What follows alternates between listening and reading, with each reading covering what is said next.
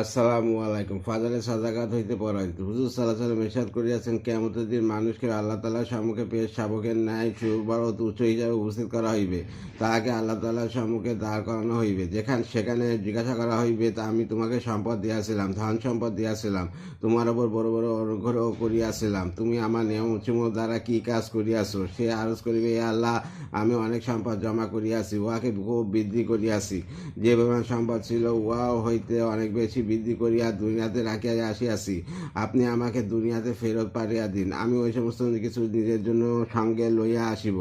এরশাদ হইবে, ওই সম্পদ দেখাও তা যা সঞ্চয় করিয়া ভবিষ্যতের জন্য পাঠিয়াছিলে। সে পুনরায় উহাই আরজ করিবে, আমি প্রচুর সম্পদ জমা করিয়াছি এবং বৃদ্ধি করিয়াছি। যে পরিমাণ ছিল, উহা হইতে অনেক বেশি বৃদ্ধি করিয়া রাখিয়া আসিয়াছি। আপনি আমাকে ফেরত পাঠিয়া দিন, আমি ওই সমস্ত সম্পদ সাথে লইয়া আসিব। পরিশেষে যখন তাহার নিকট এইরূপ সঞ্চিত কোনো সম্পদ থাকিবে না, যা সে ভবিষ্যতের জন্য পাঠিয়াছিল, তখন তাহাকে জাহান্নামে নিক্ষেপ করা হইবে। মিশকাত। এই হইল আল্লাহ ও তার পাক রাসূলুল্লাহ সাল্লাল্লাহু আলাইহি ওয়াসাল্লামের ইরশাদ। অত্যন্ত গভীর চিন্তা ও খুব যত্ন সহকারে আমল করিবার বিষয়, সাধারণভাবে পড়িয়া ছাড়িয়া দেওয়ার বিষয় নয়। দুনিয়ার এই জীবন যা একেবারে স্বপ্নের মতো, অত্যন্ত যত্ন সহকারে আখিরাতের প্রস্তুতির জন্য উহাকে সুবর্ণ সুযোগ মনে করো।